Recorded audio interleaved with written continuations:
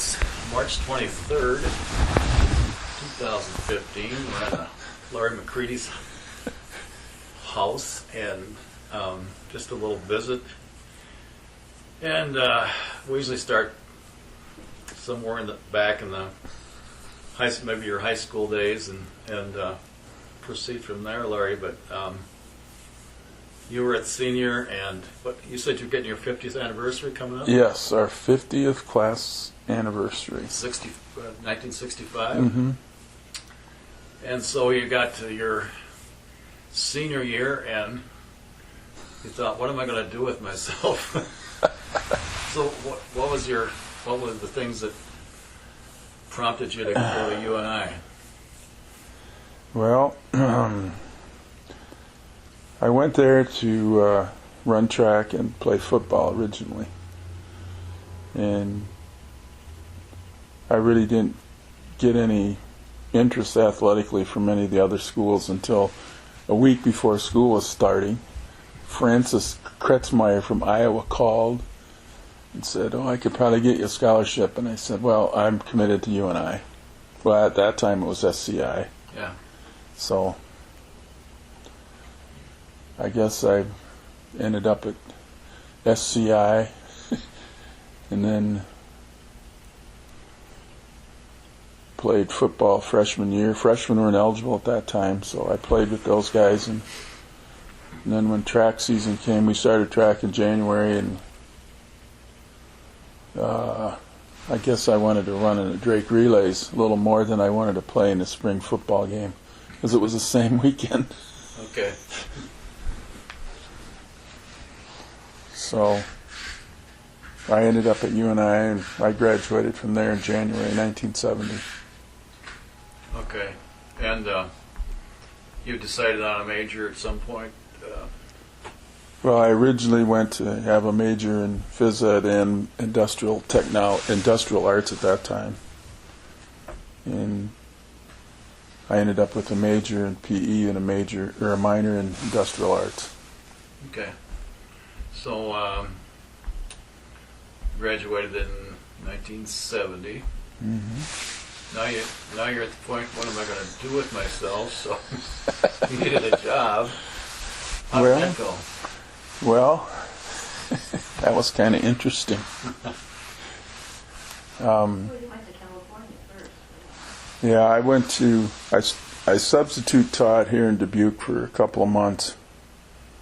And then my college coach had written a guy in Southern California, in the Los Angeles area, that was an organizer or had stuff to do with Southern California Striders Track Club. So I went out there I think I was out there 6-7 weeks, maybe 8 weeks. And things didn't go, it was hard finding a job. Were you looking for a teaching job then? Or? I was.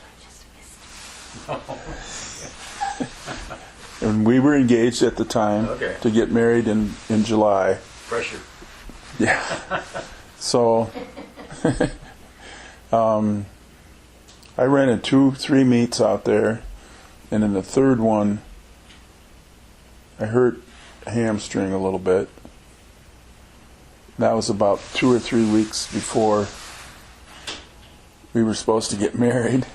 We did get married in July, and then I made a decision to come back here and discontinue that part of my life and come back and be a working guy, I guess. Okay. But we got married July 18th, 1970. We were on our honeymoon. I get back. We went to northern Minnesota. We were there 5 or 6 days. 5 days maybe. And I get back, and my mom had saw the ad in the paper from Western Dubuque looking for an industrial arts teacher. Okay. So I called out there and said I'd be interested in. Who did you talk to? I don't know, maybe Colleen Hancock. Okay. She was a secretary at that time, and Then I talked to Mr. Buckman, and I got an interview with him and Dick Ballou, and I was there probably 10 minutes, and they offered me the job. I've heard so many stories from other guys that I've visited with about how they got hired, and most of it was like exactly like you said. Yeah, I had hair very short. It was big. They asked me how I would handle discipline, and I said there wouldn't be any discipline. I'd take care of it, or something You're like hired. that. So, and Harry Davis was getting drafted at that time, and he couldn't get out of it, and that's who I took his position. Okay, and I felt bad for him at that time. That was not he was married and yeah, not a good situation for him. back at that point, then you were hired for that fall term. What was your assignments? I was teaching in the wood shop at that time. That was my only job. Was the wood shop. I didn't coach anything. I'd been crazy. I was so busy preparing myself to teach from day to day. I didn't have time to do anything else hardly.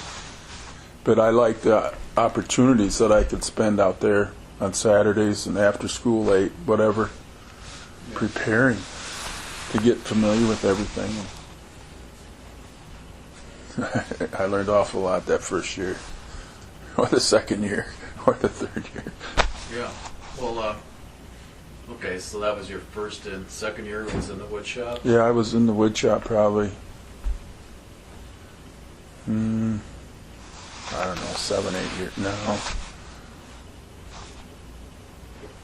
6 or 7 years maybe, because when Harry came back, our enrollment had grown so much that we had so many kids that I was in the metal shop for a couple periods a day, and I was in the wood shop for a couple periods a day, and Harry was full-time in the wood shop. And so I split between all that. And then when Dave Barr got hired to be the maintenance leader, I went into the auto shop. The auto shop at that time was just... I was in the auto shop where it is now, where it is at the present one, the second year the building was built. Okay. Dave Barr was in that addition 1 year. That was the first year I came, I think, as assistant principal. Okay. 78, 79. Yeah, somewhere in there. Because Barr was moving to the maintenance guy, and then I went in that room. Right. And then that's when Tim Lettner was hired. And then there was another guy hired with Lettner, but I can't remember his name. I was thinking about this history stuff this morning a little bit. Okay. Yeah, who was that? What did he teach? He taught electronics, I think. Electricity and electronics. Okay. And then, Probably come to me later. I don't know. He wasn't there very long. Yeah.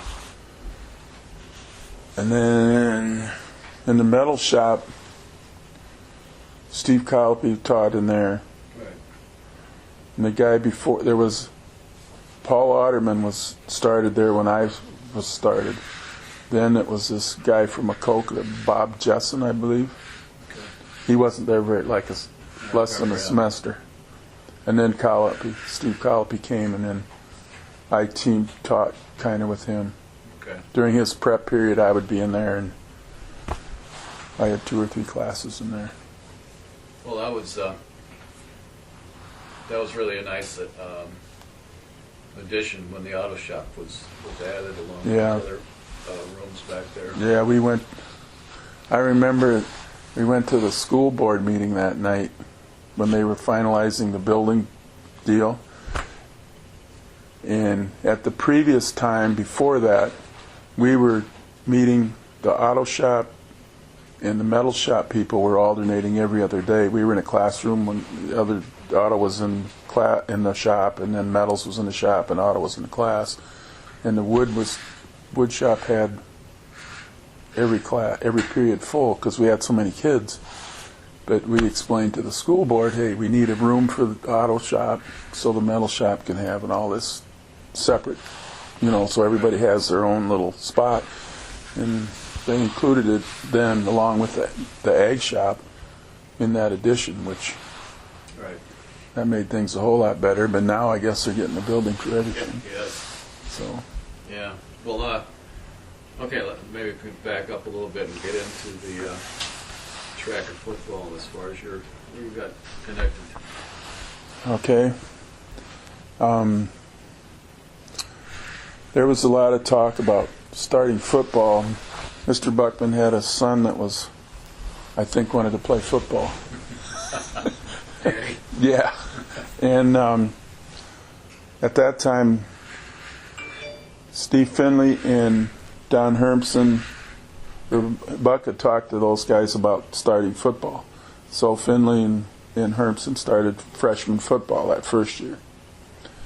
And then during that first year, Mr. Buckman talked to Kilberg and I to start the next incoming freshman. So when Finley and Hermson were sophomores, Tom and I were the freshman coaches. And then 3 years later, or 2 years later, Kilbreth was hired to be the varsity, Jim Kilbreth, varsity coach. And I can't remember his assistant coaches. George Maurer was at one time. Yeah. Well, so it'd been football would have started about 73, 74, somewhere in there maybe. Let's see. I started 70, 71. 71, 72, maybe 72, 73, maybe. Okay. Somewhere. That's around someplace. Yeah. Dr. Bradley at Cascade can tell you when it started exactly, because he was involved with that. Okay. And then when Kilbreth resigned from football, Kilberg went to the varsity and I moved up to the sophomores. And then Finley got back involved with the sophomore team with me, and he was my assistant coach until I retired. Right. 2009. Well, no, he retired in 2000, whatever. I remember a lot of different aspects of it, but I remember the sophomore team with a few guys as coaches, and apparently at some point the varsity had those original uniforms. Mm-hmm. They must have got another set, and then they moved Down to us. to you guys, and that stuff lasted. Oh, yeah. It was unbelievable. We used that for years, those sand knit uniforms. I imagine those cost quite a lot at the time, but boy, I brought a bunch home one time, and my wife repaired the knee pad pockets and junk like that. But that's all we did, wash them, and they looked sharp. They don't make stuff like that anymore. No. I mean, it was incredible. I'd No. say, how's the uniforms? Oh, they're good for another year. We were kind of picky about that. But I thought our football team, those kids and stuff, they worked pretty hard. And for the most part, it was fun.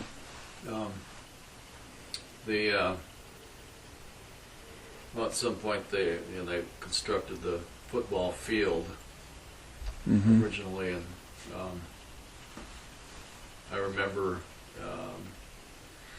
at some point in the 80s there that it was obvious that the original design came without a crown in the middle of the field. Yeah. Well, what happened was that there was a real bad low spot in the northeast corner there. Mm-hmm. It's still low. Yeah, and it always got wet. And so finally I talked to our Mr. Bard, Buildings and Grounds, I said, we need to bring in more Yeah. dirt, and crown it. I don't remember what he told me. He said, well, you can have 10 loads, Yeah. which was nothing. Right. Well, I finally, at the end of that season, whatever year it was, I said, okay, bring the dirt in. So they did. And when they did, it was obvious it wasn't enough. Well, Oh yeah. fortunately, he was gone to some meeting. And I told him, just keep bringing the dirt. And that's, What, we had 25 loads in or something? yeah, that's how we got enough. But see, when they built the track, put in the good track, Yeah. before they put the surface down, they brought in another 20 loads of dirt too. Just a second. Okay. That's okay. I'll call him back. But when we built that track, the ag track, Yeah. we just didn't really. Billy Spiegel took a grater, just grated it out, and put some rock in there, and then we used ag lime. That Dwayne Calvert was the contractor. At that time, we had 6 lanes, which was enough to, that's what everybody had, was 6 lanes. Yeah. But then when they decided to put in that all-weather track, the Booster Club got on board and really raised money, and the whole Booster Club really took over the field. They made the stands and the concession stand and everything, and they hauled in a whole pile of dirt. I remember that. At that point? Yeah, there was 20, 25 more loads, and that northeast side is still a little goofy. Yeah. But the track, they built the track up so the whole thing is level. Okay. So Gilbert always complained about the track being too high. Yeah. Too bad. Well, there must have been, you guys put in a lot of years at football and track, and it had to be a lot of bus rides. Recall experiences with the bus rides, or Well, let's see here.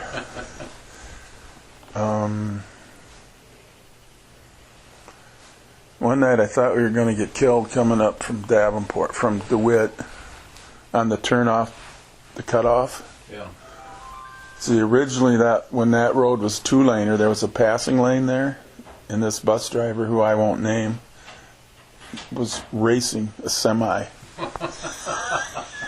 okay. And finally I just yelled at her and said, let him win.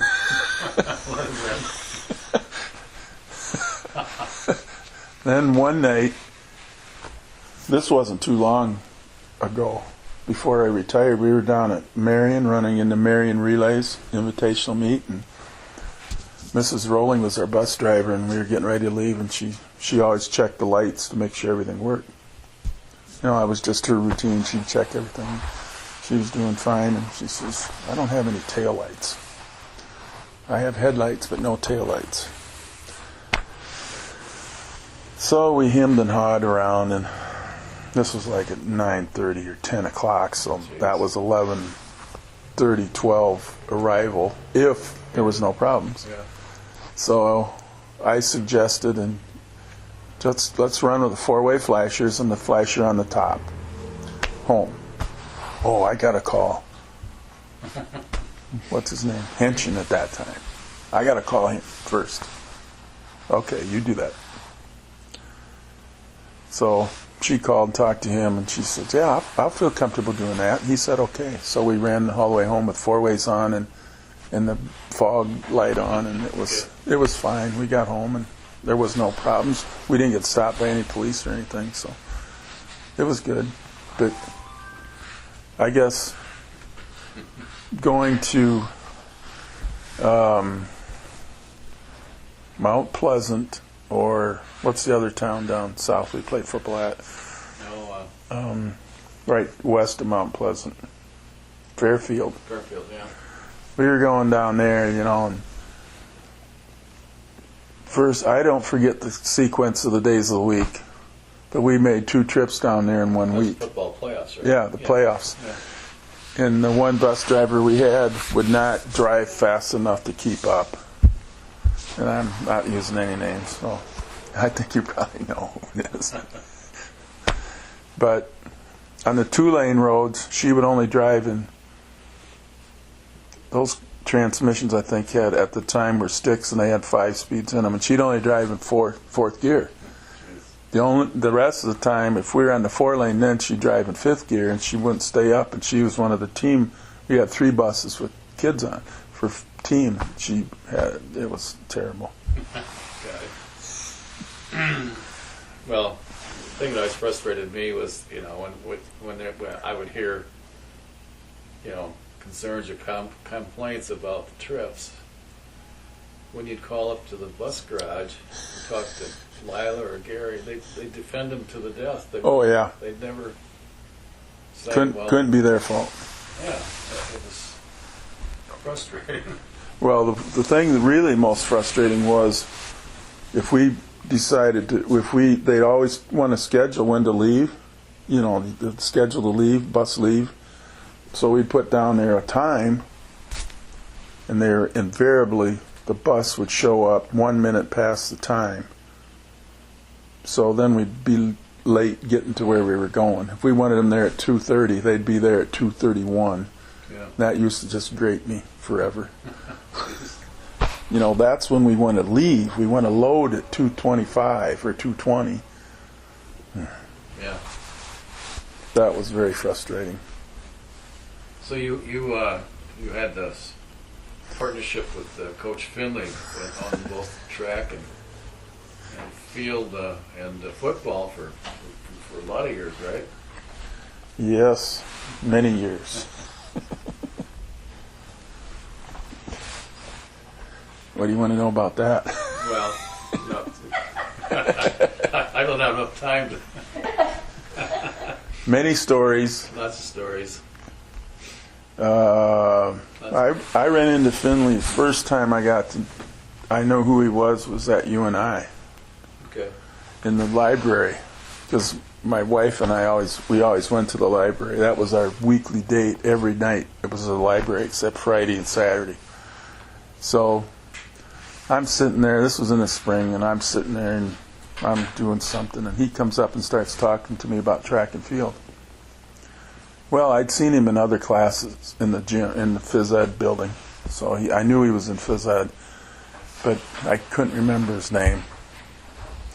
So he'd talk to me 2, 3, 4 times a year about track in the library. It's probably the only times he ever went to the library. But so then when my first meetings in the beginning of the school year, I go into Farley Gym. That's where the meeting was, your first meeting. And Yeah. here's Finley sitting. I thought, I recognize that guy. So he and Mike Coffey and Dave Deliri came up and introduced themselves to me. They were the first 3 guys. So then Finley was coaching basketball and football, and then Paul Holt was my assistant in track for 1 year. Okay. And then he left in the middle of the semester, to go into private business. And then Finley thought, that'd be a good idea. So, and then he was my assistant in track for All those years. till I retired, because he kept it going. And it was good, because he wanted this and I wanted this, Yeah. and we worked together pretty good. And Yep, you guys really run a good ship. every once in a while he would run his mouth a little bit too much. I'm sure you're familiar with some of that. Oh yeah. So And- okay, all those years you were at WD, you lived here in Dubuque, right? Mhm. And did you carpool guys, or how did you? No, I never carpooled. When we got married and we took the job out at West Dubuque, my wife was teaching at Sageville, and so we decided that I would drive and she could putt around town and putt to Sageville. So I drove by myself every day. Okay. And I can proudly say I didn't get stuck once. and I wasn't involved in any accidents. I was, Had some near misses maybe. And, yeah, a few, but once they went to the 4-lane, yeah. then it was really, Yeah. Smooth really good.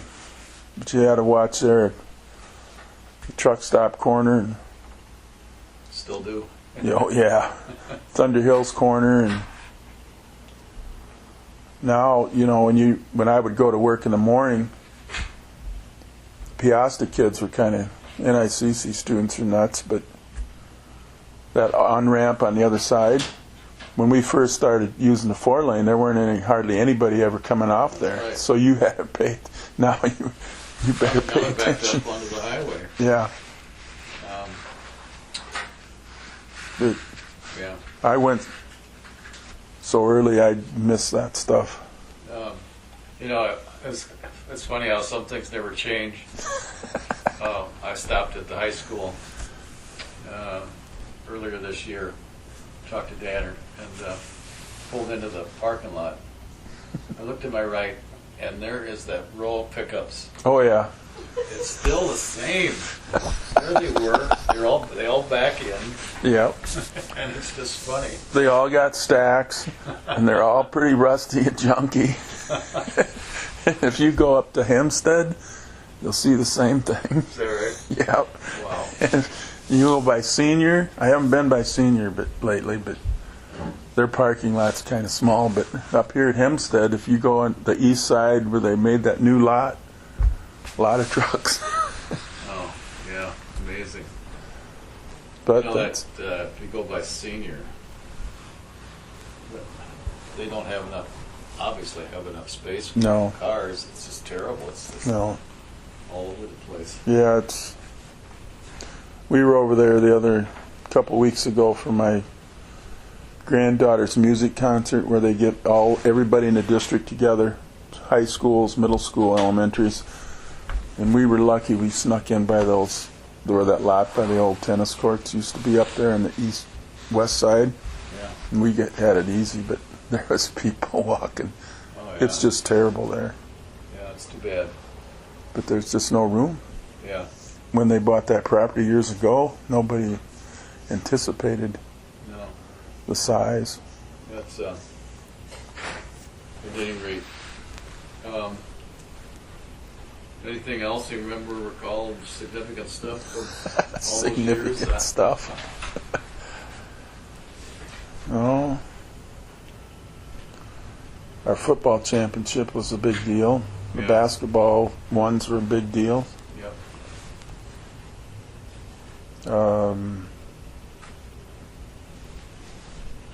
Let's see, we really never. That one snowstorm when we got off a week in April. That was that was April 8th. It was the Sunday of my daughter Jill's baptism, 1973. 1973. And we had the baptism. We went out to the farm. My folks came down, and we barely got back to Farley. My folks stayed with us for A week. almost.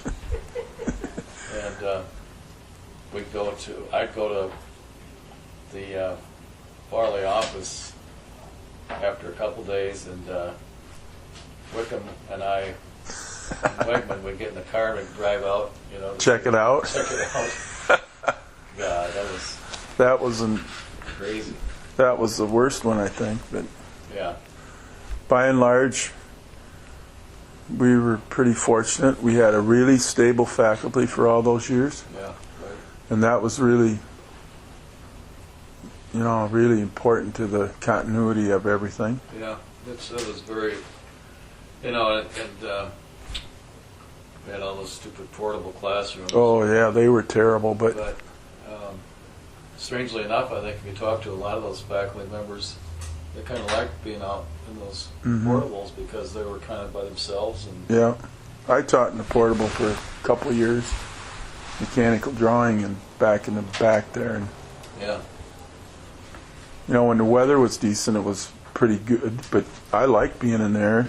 You were by yourself, and it was usually warm, yeah, but it wasn't ideal by no means.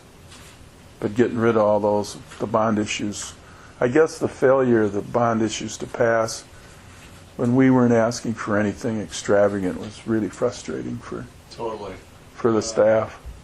Well, just because you knew your fate was determined by all those nice people in Dyersville and Petersburg and New Vienna, and who were going to vote against it. Yeah. And I remember working hard on a couple of those, and Get shot down. then and in the end, the only thing that saved us was the local option sales tax, Mm-hmm. and even that wasn't approved. But it was a countywide Right. vote, so thank goodness it was because that's the only way it passed. Yeah. The county, that's been a benefit to everybody in the county. Everybody pays, tourists, everyone. Everybody stops and gets a tank of gas, or Yep. stops at the restaurants, or stays overnight, or Yeah. I think the school now is pretty well set up, and I really thought during all the years that the students had opportunities to explore a lot of areas and get a good education. If they wanted to apply themselves, it was available to them. A lot of the kids I had, not all of them, but a certain percentage were there because the law said you had to be there, and you're familiar with those guys. But a lot of those kids, once they've been out a couple, 3, 4 years, they kind of figured it out, what they needed to do, and have shaped up. And right, a lot of them. A number of them went to the military. Mm-hmm. And that shaped them up in a hurry too. Whether they liked it or not. But I think the kids, generally, you have 5% of them that are rotten and the rest of them are good. Yeah. And you spend 150, 60, 70% of your time on the 5% of rotten. Right? That's the way it is. But, no, I thought we got along pretty good, and Yep. It was pretty consistent on how things were run, and we were always short money, but we could always spend more money, but Yeah. it's that way everywhere, I think. Yeah. Well, that's good stuff.